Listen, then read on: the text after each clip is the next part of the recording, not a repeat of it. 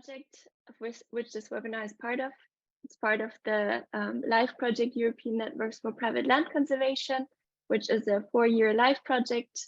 And we have 18 project partners spread across Europe from 11 EU member states. And these project partners equally present landowners and conservationists, as it is one of the project goals to connect conservation NGOs and private landowners to work together on the topic of advancing private land conservation in Europe. We have generally 5 pillars that we are working on. The first one is civic engagement, awareness, private land conservation tools, funding and incentives, and knowledge. And these topics, we believe, cover the most important elements to advance private land conservation in Europe. And today's webinar is part of the Private Land Conservation Fundings and Incentive block and has been organized by the Conservation Finance Working Group, of which Tilman is also the chair. So I'm handing over to Tilman, our working group chair. Thank you so much, Carolina, for this kind introduction. And welcome everyone to today's webinar of the LIFE ENPLC project. We have a great host of speakers for you today. So I'll be brief. I just want to give you a short introductory explanation of why we're doing this webinar, which is the overarching goal of our project, and I can say for all our consortium of project partners, to foster private land conservation in Europe, in the European Union. Why do we do that? Well, the latest estimates that came out of the CBD in Montreal in December, as well as those of published by the European Commission, show that there's still a significant funding gap that we need to close in order to reach global and EU biodiversity targets. The CBD spoke of 700 billion per year that are needed to reach the targets of the global biodiversity framework. The Commission, in a study that was published last year, speaks of a financial need of 48 billion per year for the European Union, of which 90 billion per year is still missing. So you can see that the private sector and civil society play a vital role in closing this gap. This cannot be accomplished by relying on public funding programs only. And the big question is, how do we get closer to filling this gap? And we see private land conservation as one of the tools to do so, to reach our biodiversity targets in partnership between NGOs and private individuals and the private sector in general. Today's webinar will focus on the tax issues related to cross-border donations.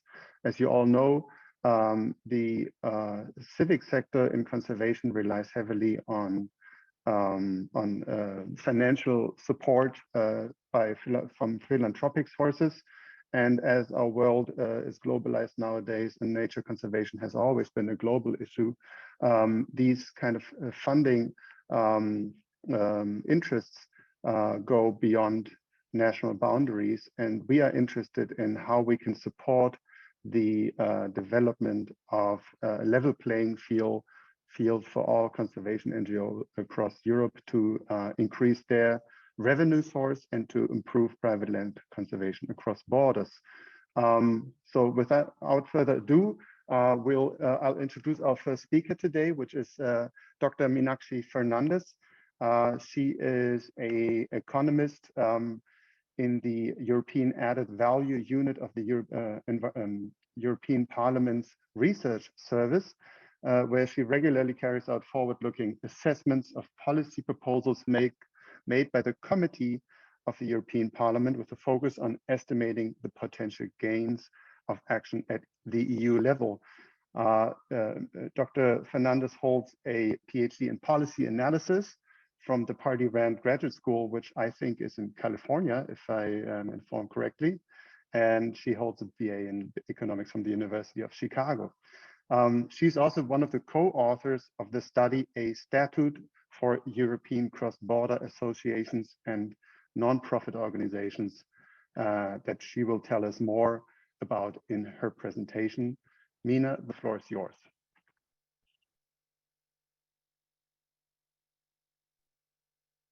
Thank you, Tilman, for that introduction, and good afternoon, everyone. And I'm very pleased to be able to join you today and for this invitation. As your first speaker, I will share a high-level EU policy perspective to the issue that Tilman has just shared with us on the issue of associations and nonprofit organizations, which I will refer to as NPOs. The framework for the policy and regulatory framework for these type of organizations has so far been primarily developed at the national level. There is currently no harmonized pan-European legislative framework allowing nonprofit organizations to operate and organize themselves at the cross-border level. This leads to the challenges that Tilman pointed out with funding gaps and how can we facilitate these kind of actions. From an EU perspective, the completion of the European single market means that NPOs too should also enjoy the full freedom for cross-border activities, just as commercial businesses and economic interest groups already do. So I will start today from a broad perspective and then focus on a recent initiative of the European Parliament, which has called for EU legislation to promote cross-border activities of nonprofit organizations. This initiative was done in February last year. And as a policy analyst in the research service, I contributed to a study that provided research input into this initiative. So before I jump into this, though, I'd like to share with you a bit of the history of how we've come to where we are now. And then I will then tell you more about the current state of play in the EU debate and what the legislative options are now on the table. Would you change the next slide, please? Thank you. So there's a long history to EU interest in promoting nonprofit organizations. The history goes back really to 1987, when the president of the European Parliament, a woman named Nicole Fontaine, authored a report on nonprofit making associations in the European community. This report is known as the Fontaine Report, and it already put forward the idea of a European status for European associations. So in 1991, the European Commission put forward its first proposal for a council regulation for a statute. But there was a lot of criticism of this proposal from different member states, and the proposal was eventually withdrawn in 2005. Some member states argued that it violated the principle of subsidiarity. This means that member states should be able to act on their own, and there's no need for EU action. Some also criticized specific provisions of the proposal, for example, the requirement for associations to undergo audits on an annual basis. For all these various reasons, the proposal was withdrawn, yet the Parliament has continued to call for action here. It put forward a proposal in 2011, followed by a manifesto that was signed by a number of NGOs that called for this European statute. And again, in February last year, the European Parliament put forward another resolution that is calling on the Commission for the statute.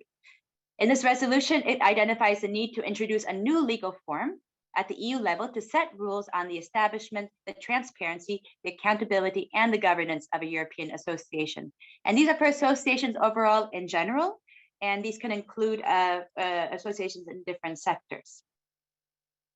The European Parliament considers that nonprofit organizations are fundamental to representing the interests of citizens in civil society, and that the representation of civil society should be on the equal footing of that of commercial businesses and economic interest groups.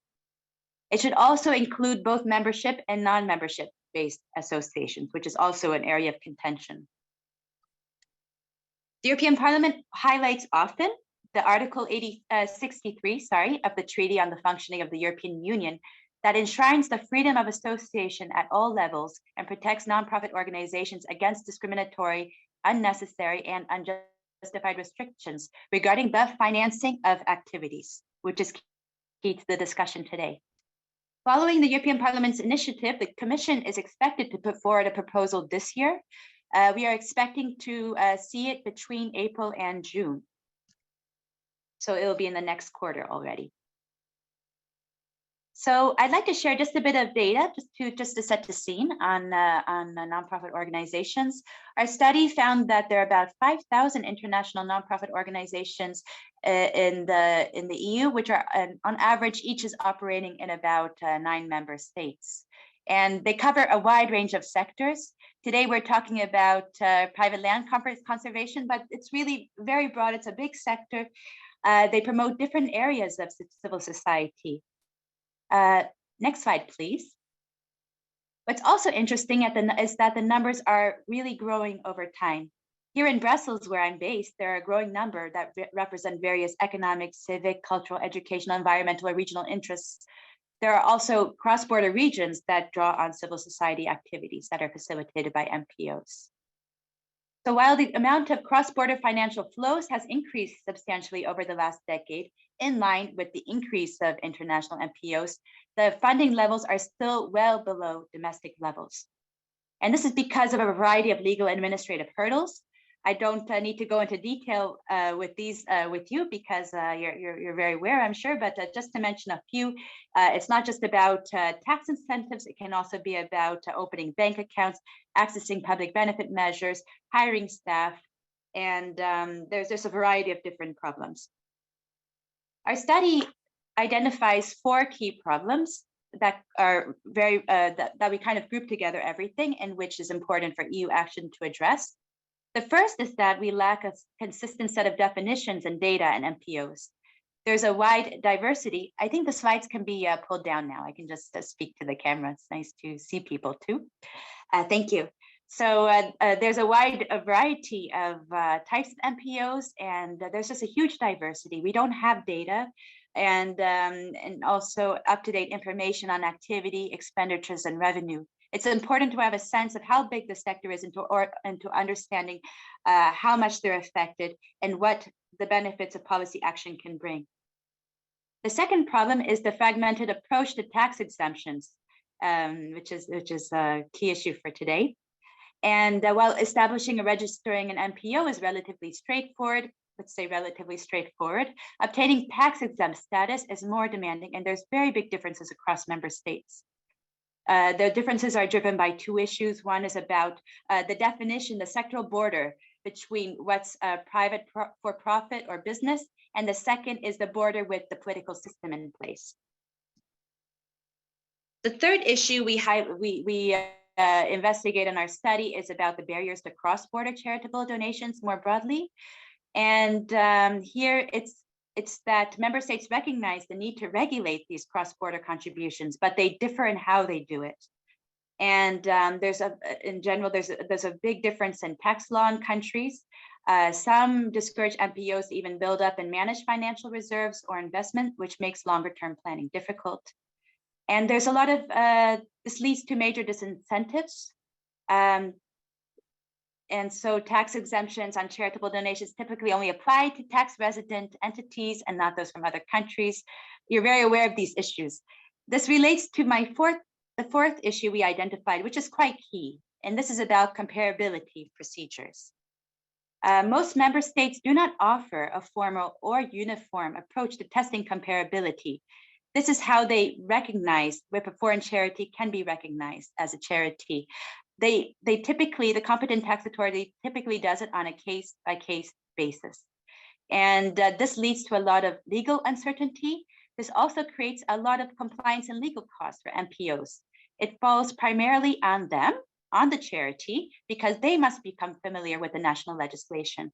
In our study, we estimate that the cost that European foundations face is on the order of 90 to 100 million euros per year. And these costs can be especially burdensome for small NPOs, and it can also be very difficult for large NPOs. In our study, we find that the best comparability procedures out there are in the Netherlands and Luxembourg. These seem to provide the best examples. For example, in the Netherlands, the application procedure can take about 4 to 6 weeks. And so, as I mentioned before, this comparability links closely to the cross-border recognition of tax incentives. There are 3 cases that the European Parliament has looked at quite closely and which can provide a basis for EU action. There's one case from 2006 known as the Stoffer case, where the courts ruled in favor of an Italian NGO to be exempt of property taxes in Germany. There was another case in 2009, a case known as the Persch case, where the European Court of Justice ruled in favor of a German donor seeking to make an in-kind contribution to a Portuguese nonprofit care home. And then last of all, there was a case in 2011 that ruled in favor of a Belgian citizen who appointed a German MPO as its heir. Another issue which is interesting to highlight is the lack of member state action to date, and actually the attention, I would say, mainly on controlling international money flows and the issue of terrorism funding and the terrorism risk in philanthropic channels and networks. So there's a lot of attention to controlling and monitoring funding, which can also add another burden on charitable contributions. So the research we conducted finds that EU action is justified to address these four problems. Reducing and removing restrictions could promote the internal market, a healthy civil society, and the protection and promotion of EU values. In the case of private land conservation, EU action could also generate benefits for the environment, of course. So the European Parliament has called for the Commission to consider adopting a proposal to facilitate mutual recognition between the member states to recognize public benefit tax-exempt organizations, including philanthropic organizations in every member state. This mutual recognition can be done through more soft procedures, but it could also have a more, let's say, stringent approach. So there's a spectrum of approaches. One possible option, the most stringent option, is a proposal for a statute for European association. This is what the Parliament is very much in favor of. It would be a regulation, and it would require using the legal basis of Article 352. The challenge of this is that it requires unanimity in the Council. This means all member states voting in favor. And unfortunately, as we've seen from the past, this can be concerning. This may not be feasible. So the Parliament has been looking at other options. Another one could be to set common minimum standards using the article as a legal basis, Article 114. The problem with this one, this would be a directive, and so this is a bit softer. It's not a regulation, but it would not cover, it would not be able to apply to fiscal provisions. So the issue of concern today that we're talking about tax incentives, this would not be able to be directly legislated. This could only be done with the first one, the statute that would come with the regulation. So right now, the Commission, as I mentioned, is taking legislative action. They have done a stakeholder consultation. It's already closed, and now they are using the inputs from that consultation to prepare their proposal. They're also carrying out a study, similar to how we carried out a study for the Parliament. They also get external research to support their work. And so their research is underway now. It will inform their proposal, and it will go to Parliament eventually. So it should be between April and June. And that could be a good moment, I think, for NGOs, of course, to have a look at what is in this proposal, what is the option taken. We expect there's going to be a legislative part. So most likely the Article 114 I mentioned, the one which will have the directive, which will set common minimum standards, but not apply to tax. But there will also be a soft law, like a recommendation, which may try to facilitate mutual recognition. And this could be useful for the recognition of tax exemption. But we'll have to wait and see. And as I mentioned, it will go to Parliament for scrutiny and amendments. And that will be another process. So it will take another year from there. And that could be a moment for amendments and other changes. So with that, I stop. And thank you for your attention. And I look forward to any questions. Thank you. Mina, thank you so much for putting a lot of information in a very short period of time in your presentation. I believe what you just presented is hugely important, relevant for the NGO sector going forward. It has a lot of practical implications that will only become clearer once these either the directive or, let's say, the legislative proposal by the Commission has been presented and adopted, hopefully at some point. For the time being, we face the situation that we have a very fragmented legal landscape with regard to charity law and the tax deductibility of charitable donations, which you alluded to.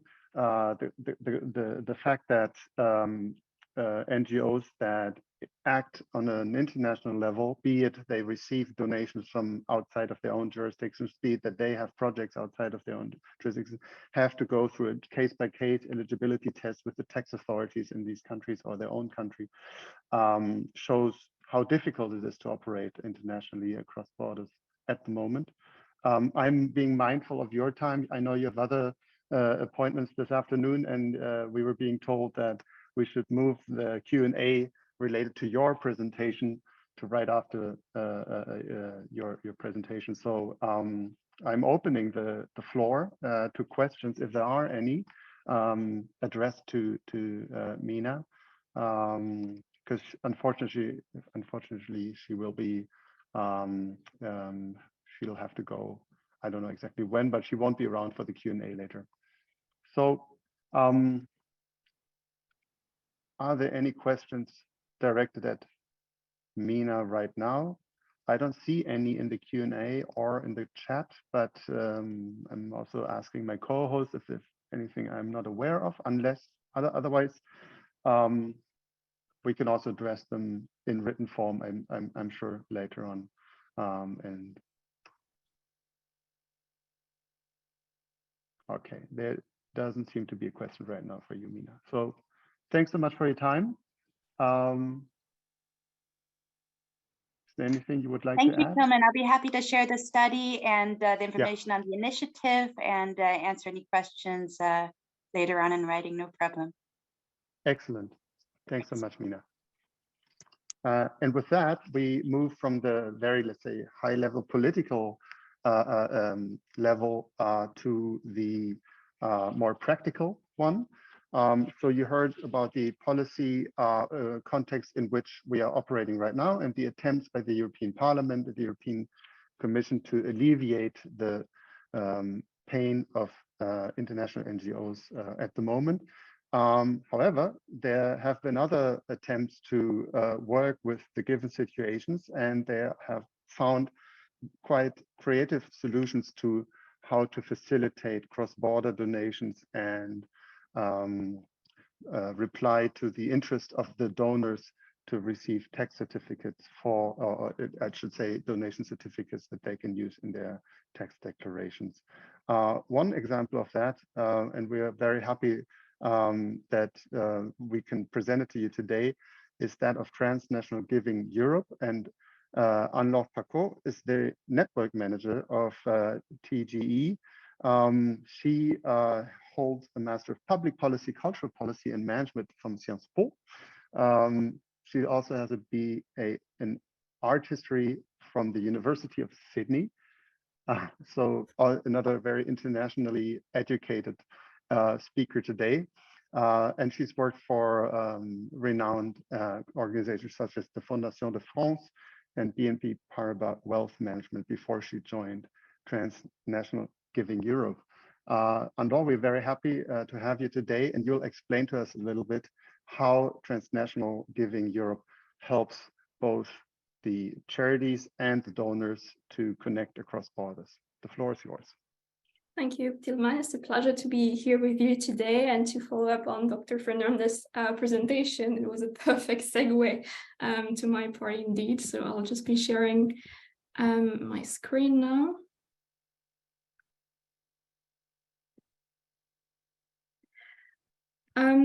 So as you expected, Tilman, I'm here to present Transnational Giving Europe, which, to summarize, is in one sentence, was basically a sector-based initiative to overcome one of the key problems that were highlighted by Dr. Fernandez in her part, which is the borders to cross-border donation.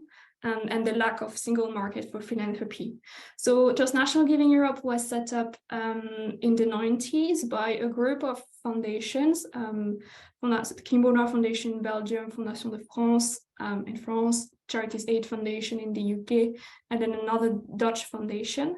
And these four organizations came together because they had received requests, been approached by a number of European donors, European nonprofit organizations, asking for a solution to this issue, which is the lack of facilities for making cross-border donations across Europe. So the network was established in 1995.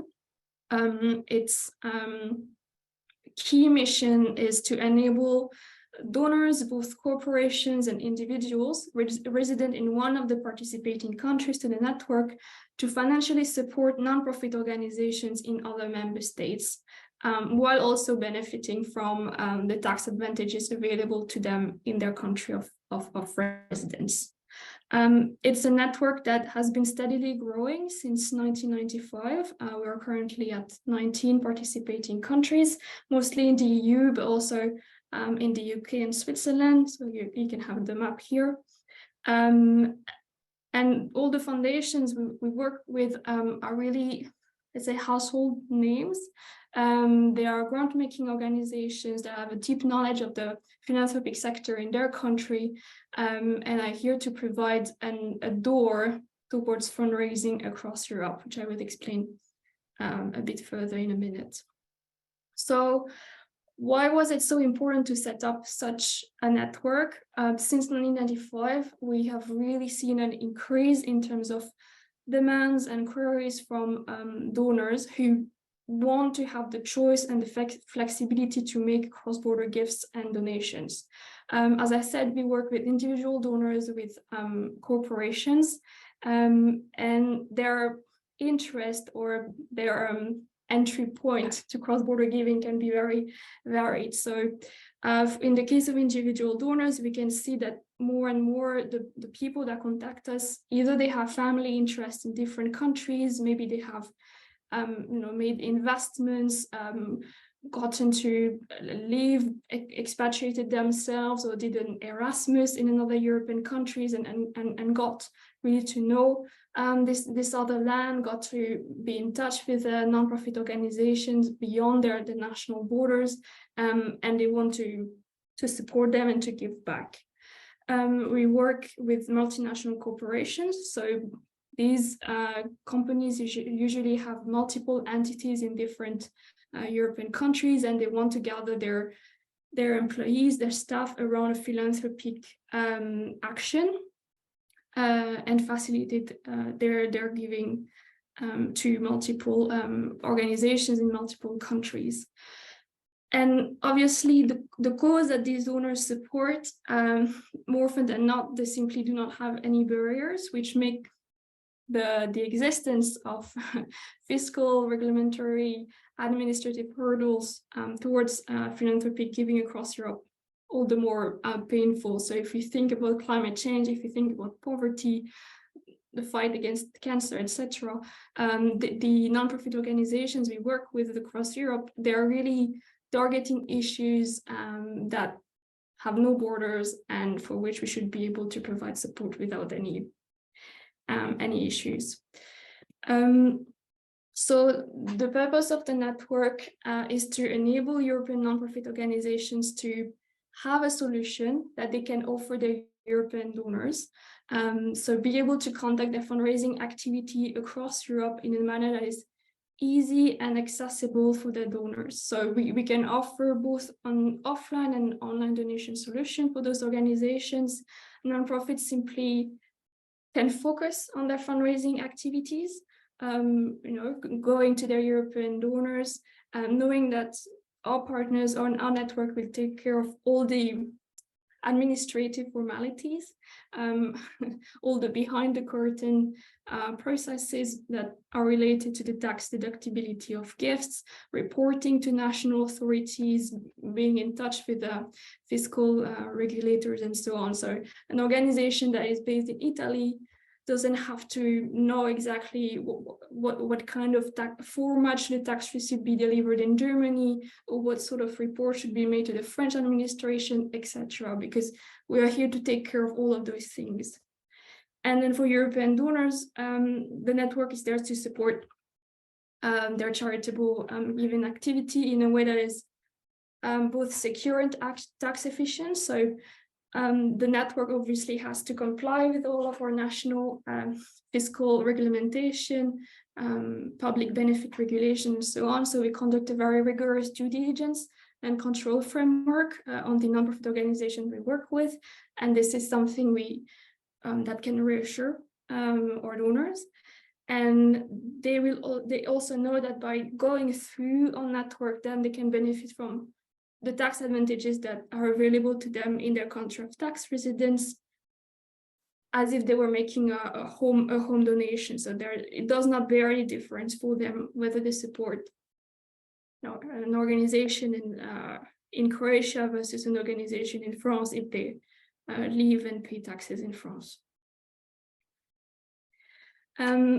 So here I put a few numbers just to explain what sort of donation flows we're working with. So in 2021, we facilitated more than 30 million euros in terms of donations channeled all across Europe. So across our 19 member countries, that's close to 11,000 gifts that were made from either corporate or individual donors. And these figures represent a 9% increase from 2020, which is very interesting because 2020 we thought was an exceptional year because of COVID, and we were a partner of the WHO Foundation. So we thought it was going to be a peak in terms of cross-border giving, but 2021 rised even above those levels. And last year we were working with almost 500 non-profit organizations across Europe who used our network to collect donations cross-border. And we are active across 8 fields of action. So anything that is recognized as public benefit, if it goes through a due diligence process, all the organizations can be supported through the network. If you see from the graph, the first 3 sectors that were really popular or successful in 2021 was social matters, so anything that has to do with poverty relief, education, always a big one for cross-border giving. No, sorry, education, health, and the third was environment. So environment is really a sector that has been growing in our network, as far as we've seen in terms of donors getting in touch, non-profit organizations reaching out to us because they were trying to expand their donor base, try to fundraise abroad. It's really been increasingly growing, and we see that in the figures. So in 2021, we collected 3.7 million for environmental related non-profit organizations. Here are a few beneficiaries we work with. So I specifically picked non-profit organizations related to their environmental sector. As you can see, some of our members, such as WeForest, African Parks, Instituto Terra, Ecosystem Restoration Camps, all those are organizations that are involved in the field of land restoration or reforestation programs, usually at NGO level, so international level. African Parks is obviously involved in African programs in 11 countries there. WeForest work they work in the tropics, in landscape restoration programs, Instituto Terra in Brazil, but we also work with smaller organizations that are more local based. So I highlighted as well the ELEFTA organization, which is Hungarian based and works to promote land conservation and environmental programs in a specific county in Hungary. And they've also used the network to reach out to donors in border countries.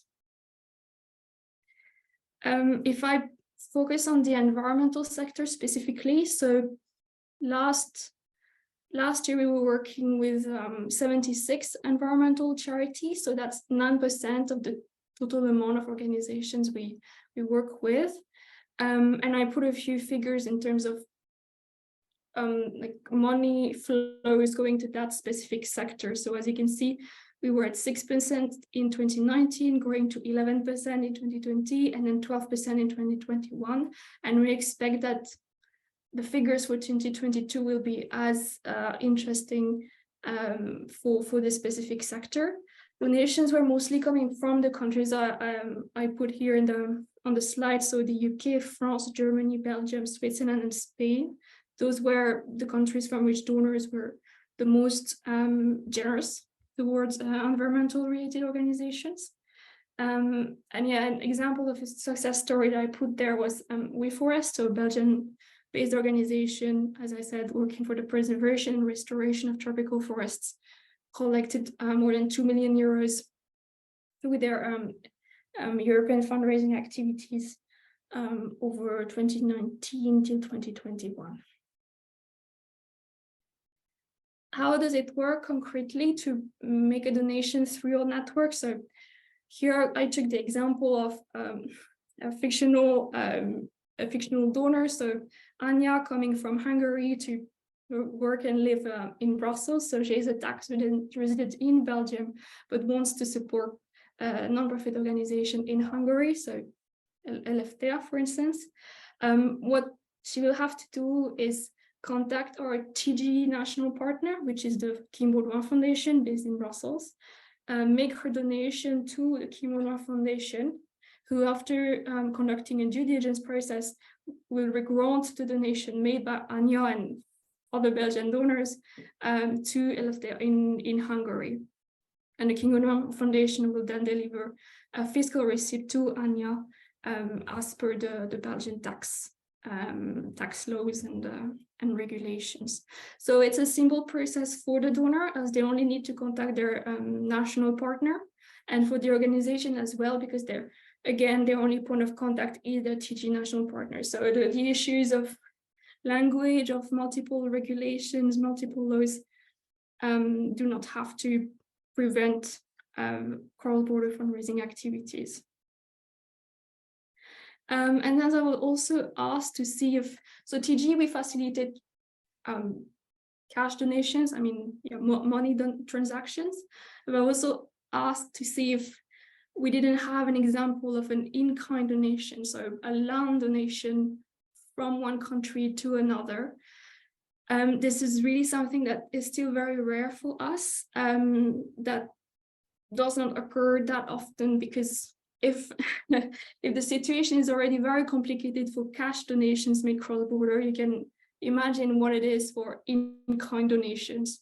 So I reached out to a few of our country members and came up with a few feedback, but nothing too detailed as of yet. So in the exceptional case of an in-kind cross-border donation, so land to a foundation, an NGO, there are 4 key aspects that the teams will take into consideration. So first, the location of the asset, the fiscal residence of the donor, nationality of the donor, fiscal residence of the receiving organization. So all of these 4 aspects will need to be investigated, usually in partnership with a legal advisor, to see how to manage the cross-border land donation to a foundation or NGO.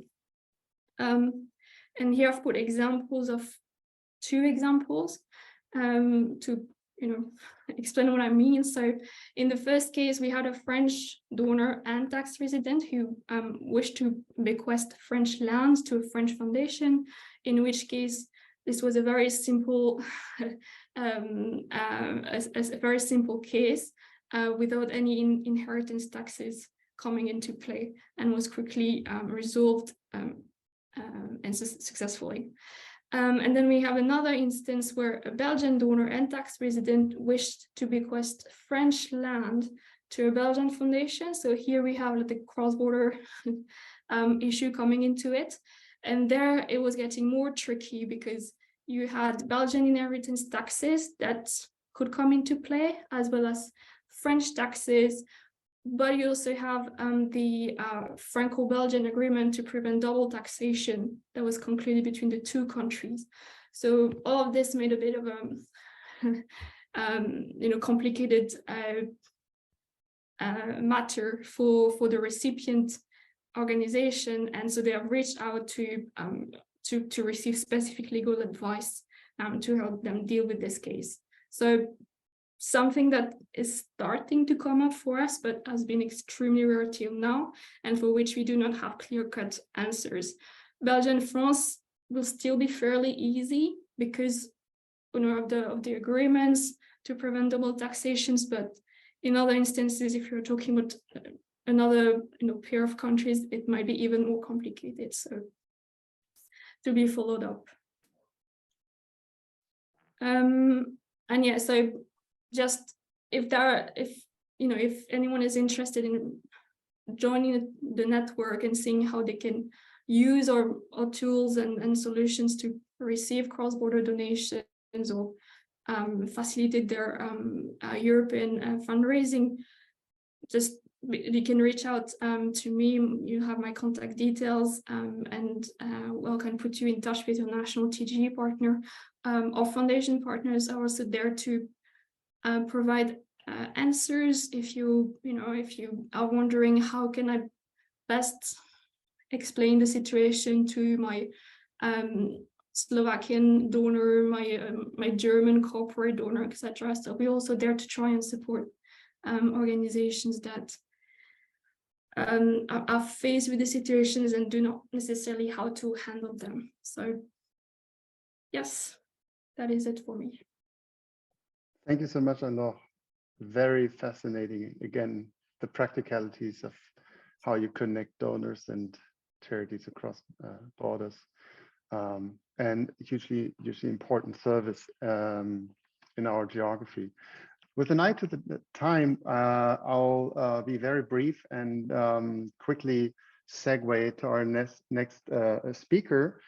We now turn our attention to another continent, the one in North America. We are very blessed to have Philip Taylors today as a speaker. Philip is a senior advisor with the North American Conservation Region of the Nature Conservancy, which is based in Arlington, Virginia. And he has served as the Nature Conservancy's general counsel for more than a decade, if I'm not mistaken, Phil. He's been involved in numerous private land conservation projects and initiatives around the world. I can say with a particular focus on conservation easements in the United States and in other countries.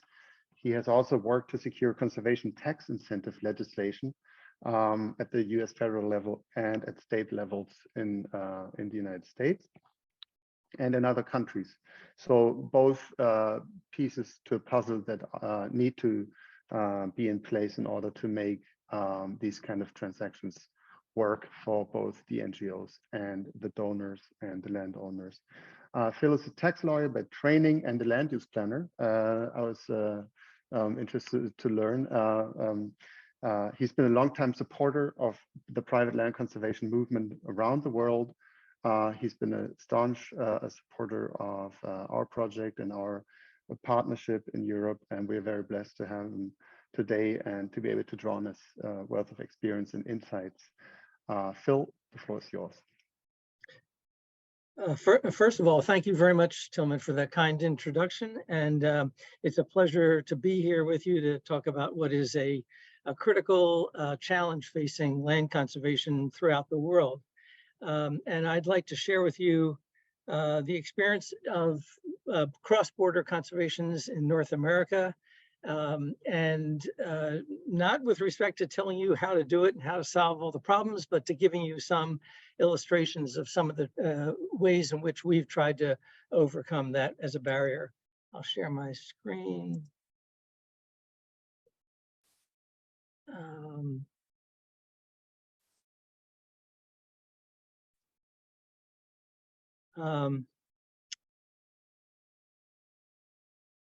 So first of all, I'd like to just mention a couple reasons why cross-border land conservation is critical. We live in, as you all know, a greater and interconnected world, something we've learned through the pandemic and through the greater use of internet. We've seen a growth in citizens who have an interest in conservation other than the countries that they may live in. We also have seen land uses and land conservation challenges that have impacts beyond the borders of an individual country. And so there are obviously issues that arise from our land conservation goals and objectives. And this is certainly true with our greater understanding of the need to approach conservation from a landscape scale perspective. And in doing so, we often face projects that have transboundary objectives, that is, conservation objectives that extend beyond the boundaries of a single country. And as the environmental movement knows, we are always thinking globally, but we need to act locally. So it's helpful to think about cross-border conservation, as some of the previous speakers have said, from a fact pattern. And I like to think of it, an owner of land owning land in one country who happens to have tax obligations in another country wants to see that land protected in the first country, even though they may be paying taxes in a second country. Often they are interested in making an outright conveyance of land as a gift. And in some cases, they are interested in conveying land in the form of an interest in land in the form of a conservation easement.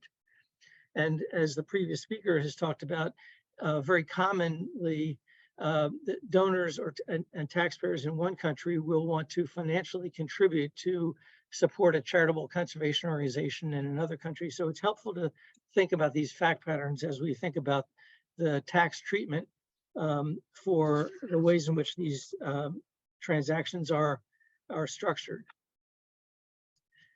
In the US, under US law, contributions made by taxpayers are deductible against otherwise taxable income. So it acts as to reduce your taxable income when you make a gift of land or cash to a legitimate charity.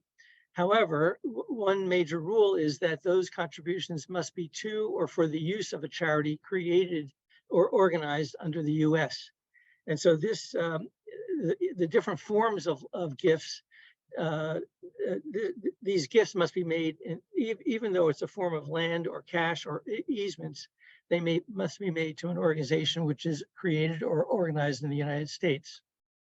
And if you make a gift to an organization that is working with a conservation organization in another country, conflicts arise between the tax treatment in the US versus the tax treatment of a gift of land in another country. In other countries, it's often the case that a gift of land in that country may trigger a capital gains tax on the disposition of that property. And so having these two tax systems interplay with one another is often the challenge. There are three strategies that have been used to try to address this challenge. One of which has to do, one strategy involves the reconciliation of these tax treatments in the form of tax treaties between two countries, in this case, the US and Canada. And in 1984, US and Canada ratified a tax convention that supersedes domestic tax legislation in both countries. And what the provisions of the tax treaty provide for is that the property located in the, I should say that the taxpayer in the US or Canada can deduct a contribution to a US or Canadian conservation charity and take a deduction for the extent it would have been eligible for deduction under the US or Canadian charity laws. But it's limited to the extent that that taxpayer has source income in that country. And this is, it's often the case that otherwise the jurisdiction, the US or Canada, would have the right to tax the gains on the disposition of that property where it's located. A second strategy that has been used is the creation of what are called American Friends of organizations. And these are organizations that obtain favorable tax treatment in the US as well as other jurisdictions, as long as they have a charitable purpose to support a charity in that other country. And the best example of this approach is something called the American Friends of Canadian Conservation. And it is organized as a US domestic charitable corporation with US tax exempt status. And it has secured status as a prescribed donee for Canadian tax purposes, which means that it can help a taxpayer avoiding the capital gains tax, the disincentive under Canadian tax law when gifts of land are made to it. A number of examples, the American Friends of Canadian Conservation has been involved in a number of transactions with US landowners owning land in Canada and wish to obtain a US tax deduction because they can convey that land to the American Friends, and then American Friends of Canadian Conservation is able to dispose of that property subsequent to the transaction in accordance with its own charitable purposes. And projects that this organization has been engaged in include projects in Nova Scotia, Ontario, British Columbia, particularly along the US border. A third way in which landowners have overcome the tax barriers to making charitable contributions of land has to do with making donations to a charity that's organized that is a large international organization, such as the Nature Conservancy, or as I said earlier, the American Friends of Canadian Conservation. In such cases, the donor of the land can, or donor of cash could donate their asset to the International Conservation Organization. And as long as the donor does not direct or require that gift to be passed through to another charity in another country, that donor would be entitled to a US tax deduction. And while they cannot require the gift to be passed through, they can express their intention or their desire that how the gift is to be used and still maintain their charitable tax deduction. The Nature Conservancy has accepted gifts under this arrangement, as well as the American Friends of Canadian Conservation. And as long as TNC or the American Friends accepts the responsibility to exercise its own discretion as to how to make such transfers, these kinds of gifts are able to secure US tax deductions. And gifts by US private foundations may also be made to foreign charities, but they are, if such gifts are made by such foundations, they are subject to what's called expenditure responsibility under US tax law. And this means that the foundation must exercise due diligence to satisfy itself that the charity receiving the financial contribution in another country would have been eligible to receive the charitable contribution under US law. That is, it is organized for a charitable purpose. It has adequate reporting and accounting procedures, and that it complies with being supported by other charitable entities.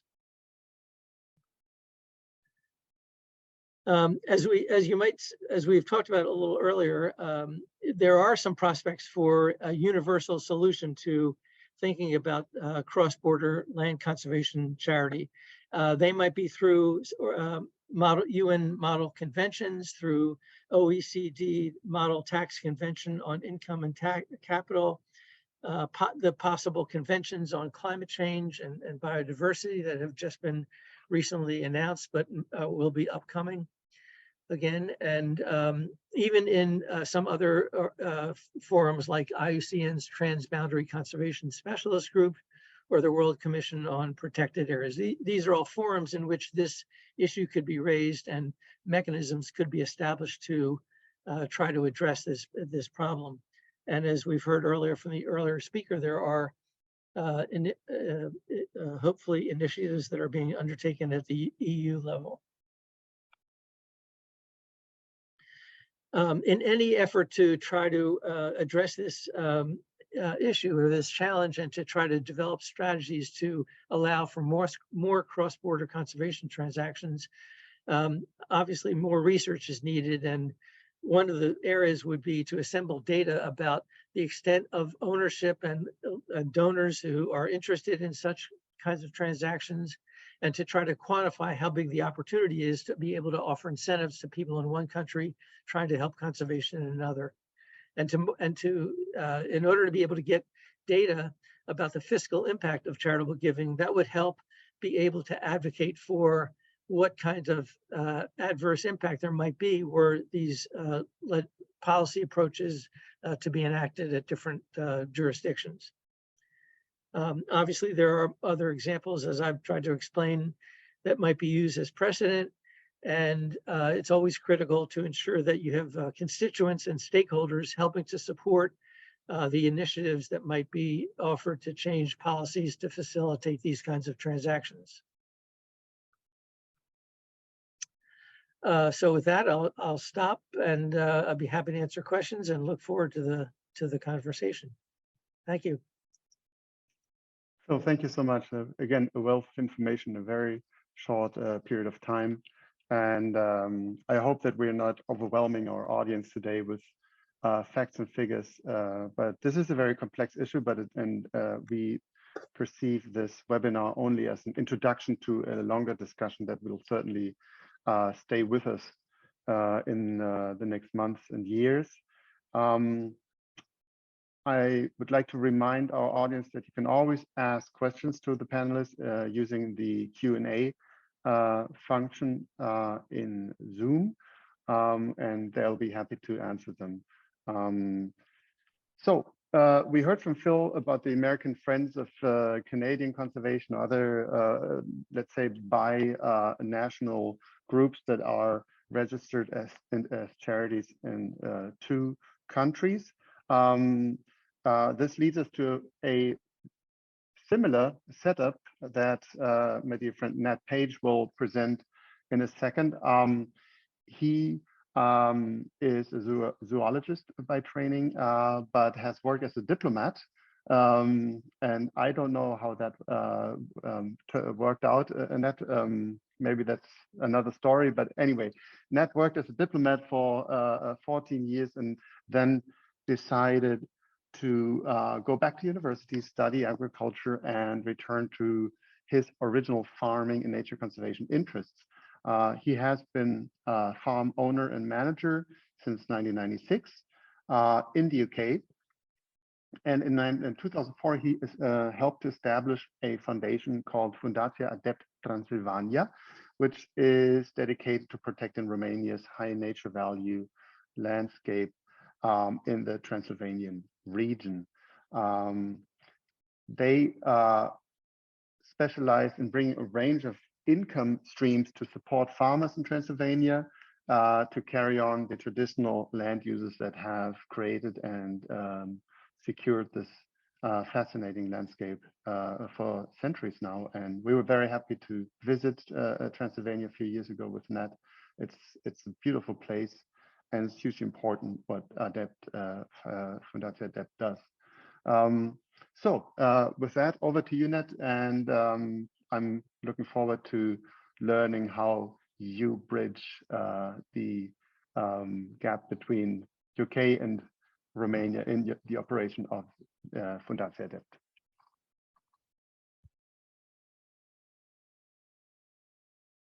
Hi, everybody. I don't know what you can see. There, does that look okay? You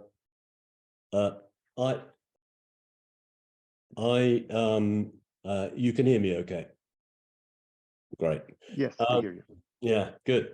I'll take you very quickly, but in a way, the way I'm approaching this today is a bit like American Friends of were British Friends of Romania. And that's how we've done a lot of our fundraising over the last, we've been going, next year will be our 20th anniversary.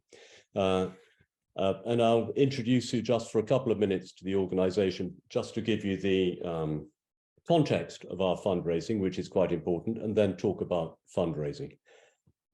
So as Tilman said, we are protecting the farmed landscapes of Transylvania by working with the farmers, because they're the only people who can manage and maintain these big areas. We work right in the middle of Romania, in southeast Transylvania, just there. And this is an image of the very wildflower-rich hay meadows that are there just because of centuries of low intensity management and mosaic management. And it's this small scale ownership and mosaic management, which is very important. But it's a big scale landscape. So we're dealing with thousands of farmers. And in a way, we regard it as quite a great, almost spiritual activity. Here is Transylvania, but actually the image below is Middle Earth from Lord of the Rings. And we feel ourselves to be slightly in the world of Lord of the Rings and keeping the orcs away. It's quite a sacred task we have. And these are the main threats: ploughing, turning, loss of permanent grassland, which is a massive emitter of carbon dioxide, and also loss of biodiversity, and too many sheep. Intensive grazing is another big threat. But the threats are numerous, and I won't go through this, but many of them are economic. And so it's quite a complex fundraising picture to offer to potential donors. We're not offering a wilderness habitat.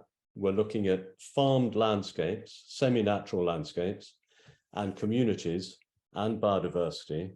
And we're also bringing carbon into the equation as well, of course. And so it's quite a complex thing to sell to potential donors because it's cross-cutting. So we needed to find quite innovative funders who were willing to look at the broad picture. People, nature, not at wilderness necessarily, high biodiversity, but complex. And also, when we first started in 2004, Romania was relatively, well, I said unknown, that's the wrong word, but it wasn't, since it didn't join the EU until 2007, it was that much, donors were less certain about it. So we actually started by registering as a UK as well as a Romanian charity. And that had a number of advantages, and I'll skate through them for a few minutes and then try to draw some conclusions. First of all, there are some charities in the United Kingdom that will only give to registered UK charities. And that's partly because they're set up for it themselves, but also if you're a private donor, you get 25% gift aid, or rather, sorry, if a private donation is boosted by 25% by the UK government, which is quite big. And then there's a small advantage to the donor as well in terms of tax. So there is an immediate 25% increase in UK donations to a UK registered organization. And when we first started 20 years ago, the British government Darwin Initiative was the big first single donation that started us going. And then we were joined by Orange Telephones. But without UK registration, we wouldn't have been eligible for this Darwin Initiative funding. Also,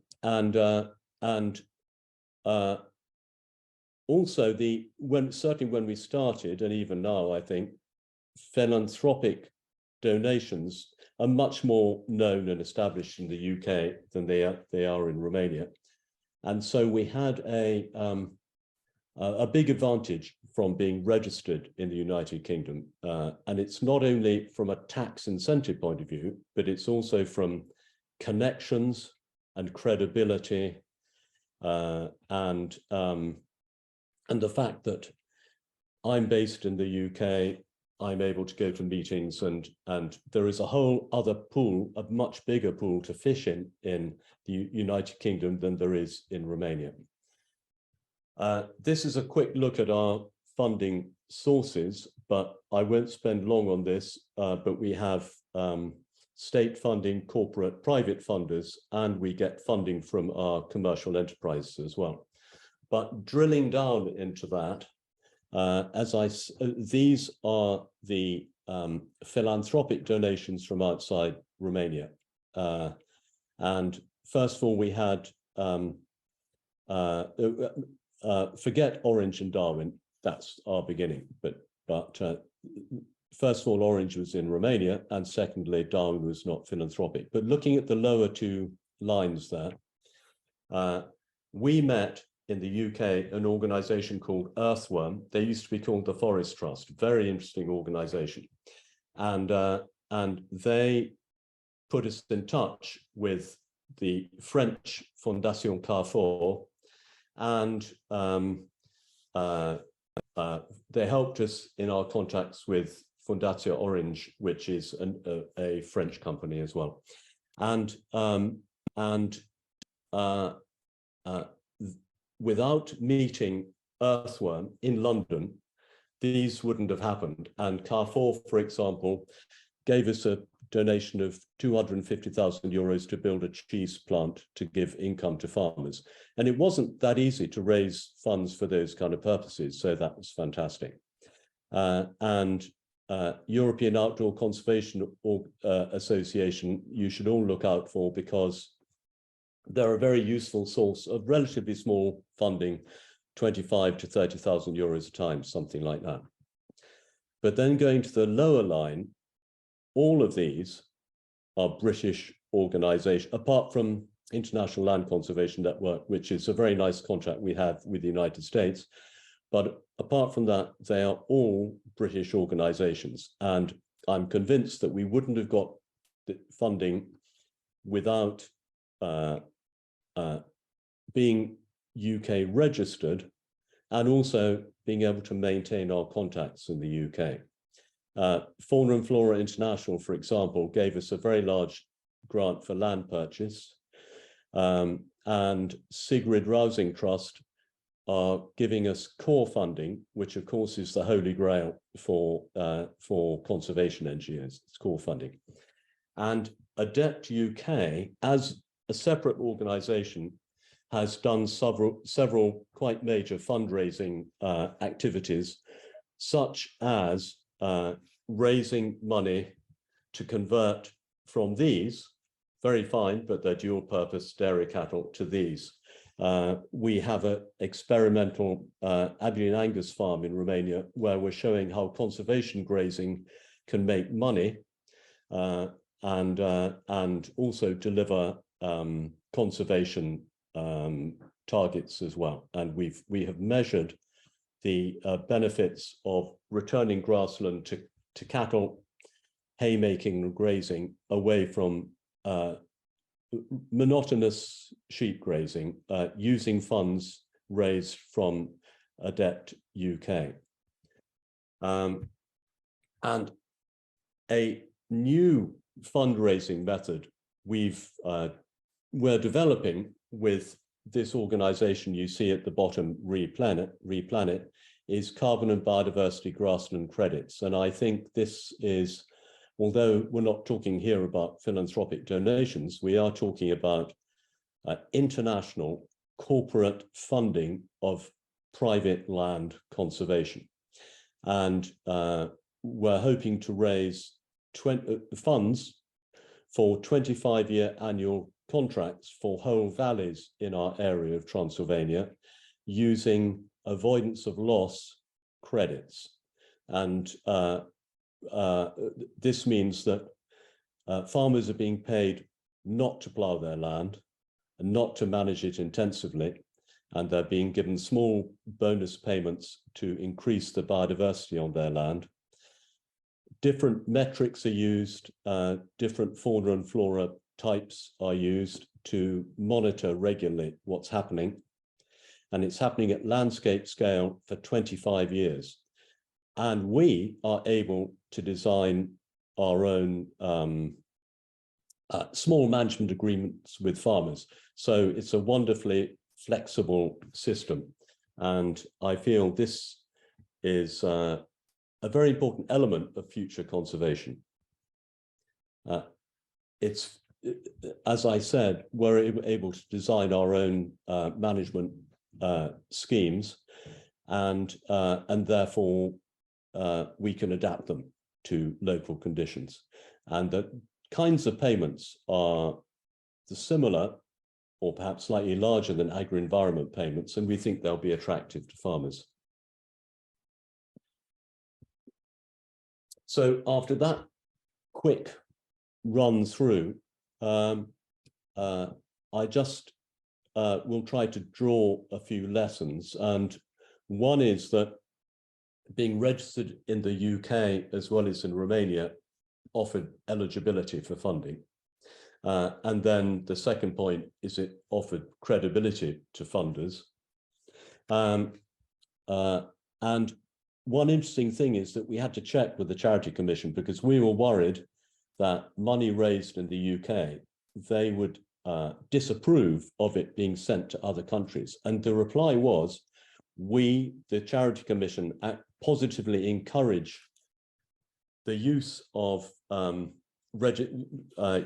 registered charities to raise money on behalf of other charities with the same goals, with compatible aims, and to transfer. So instead of being concerned about this, the Charity Commission actually encourages UK charities to raise money and to pass it on to other organizations, whether in the UK or abroad, who share their goals. And networking, it's so important to be around all the time and to know people. And I'm afraid in the world of philanthropic donations, it's very much a matter of who you know, as well as what you do and what you're trying to sell to them. And finally, some people might be wondering about UK and Brexit. Well, actually, Brexit hasn't had any impact on any of the things I've been talking about, whether it's donating to Romania or raising money from the European Union. Of course, if we didn't have the Romanian charity, we wouldn't have been able to raise money for European projects, which are a very important part of our funding. But we are registered in Romania, so that's how we do that. And finally, I'll just mention this. We are lucky enough because we got funding from Fauna and Flora International from the UK for land purchase. We're lucky enough to have a field centre, and I think to be able to show potential donors not just come and see my office and come and meet some people we work with, but to be able to take them to a field centre where you're actually carrying out research and you can show what you're doing is a very effective way of fundraising and demonstrating in practice what we're doing. And that's all, but of course I'm delighted to answer any questions. Well, thanks a lot, Nat. Again, fascinating work that you do. With that, we've heard our 4 presentations for today, but this webinar is not over yet. We are ready to answer all your questions from the participants, and my colleagues Anne-Sophie Mollier from the European Landowners Organization and Carolina Halevi from your side will help us in going through all these questions. They've been busy noting down those that you asked in the Q&A and elsewhere. So I'll just hand it over to you, Anne-Sophie, at this point, and say thank you from my side, because after the Q&A, my co-chair of the Conservation Finance Working Group, René de Bon, will speak some closing remarks. So thanks so much. Thank you, Tilman, and also good afternoon from my side. Thank you, first of all, to the speakers for the nice clarifications on this rather complex topic. So indeed, we've been tracking your questions. We received many questions and not that much time left, so I will immediately start. The first 2 questions actually were received. We were very happy with because these were from colleagues from Hungary and Estonia who were interested in our project. So for both of you, we will contact you by email after the webinar. And I want to mention also for the others interested to follow our project, you can always subscribe also for our newsletter on the website. Okay, then ongoing with the other questions. The first one we received was for you, Anna-Laure. and I will immediately combine two questions. How would a harmonization of cross-border donations affect your work?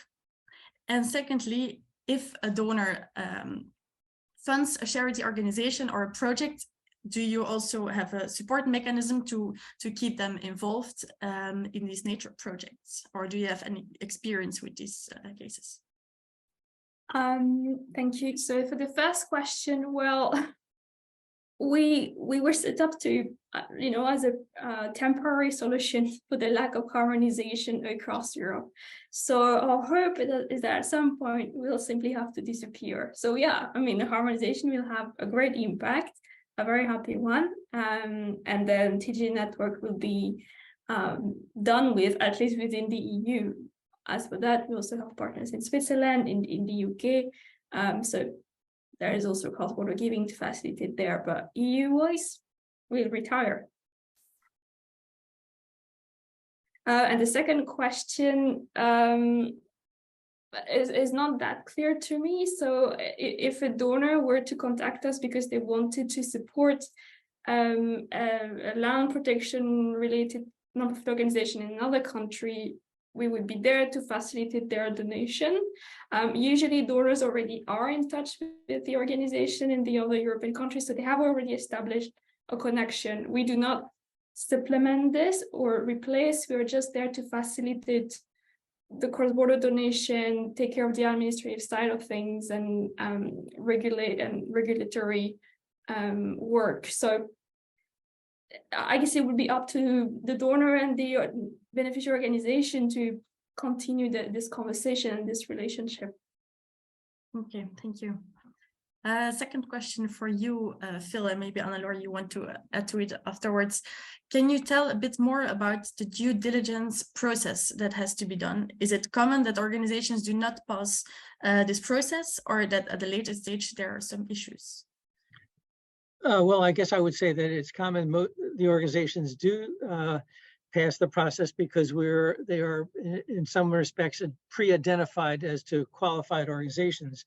But the due diligence, I would characterize the due diligence process as having a three-step process.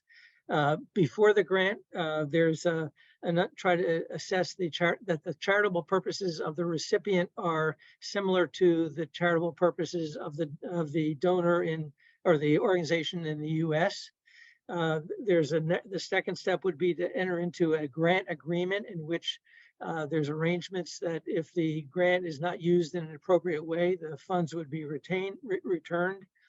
And then the third step is really post-grant, the right to audit how the funds are actually being used, and a reporting obligation to make sure that there's some way of showing that the funds were used in the purposes that they were intended.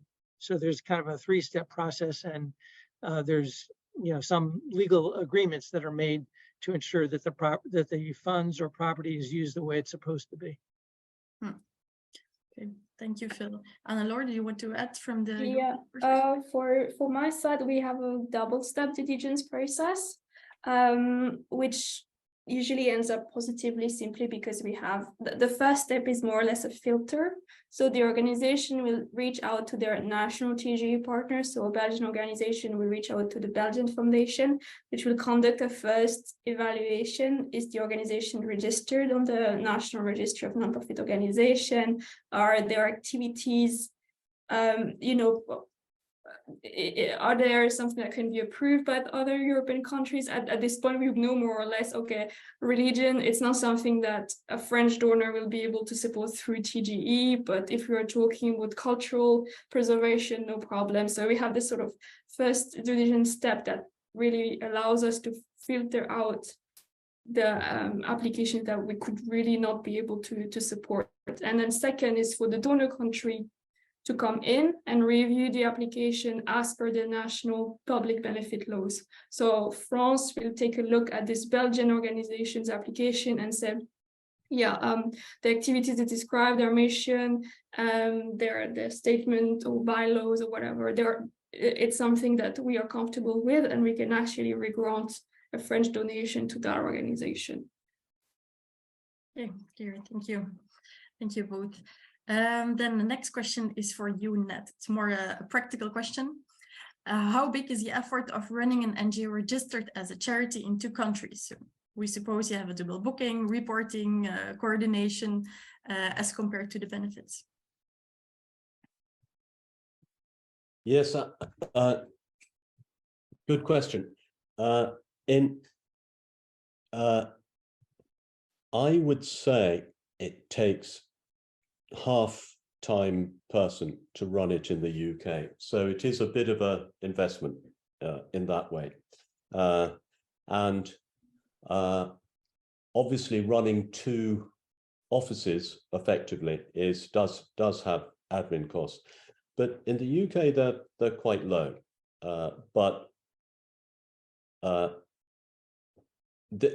We have to take additional costs into account. I think we're pretty efficient, and with half a person, we make massive net advantage from having our presence in the UK. Okay, thank you. Then I see the time running, so we'll take a next question for Anne-Laure. It's also, again, a more practical question. We are expecting a donation from a Spanish private donor for organization in the Netherlands. We have a partner organization in Spain who could be receiving the funds and then donate these to us to allow for tax benefits for the donor. Would this be a good way to go about, and what should we consider?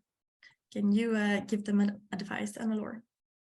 I mean, this sounds like a workable process. If you do have let's say a Spanish friend organization who is able to do a like donation collection on your behalf in Spain and then do regrants, I don't see any trouble with that, as long as the organization is eligible in Spain to make cross-border regranting. Then there shouldn't be any issues. But if you need to have more specific information, I can always redirect you to our TG or Spanish foundation partner, because they can provide maybe more detailed answer and help there. You don't need necessarily to go through us if you have something in place, but if there are any questions, I can redirect you. Okay, great. It's good to hear that there can be already links made here between the organizations. Then I will close with one last question, unfortunately, because time is running. It will be a question for all of you, and maybe also a bit of a repeating question, but you can see it as a take-home message for our audience. So we've heard that the consultation has already been closed, and we are expecting the proposal later this year. But imagine that you still have time to provide something for this consultation. What's the main point that you would give that they should include in this proposal for cross-boundary donations? Ned, I will start with you. You can keep it very short. Oh, damn it. I was typing an answer to another question.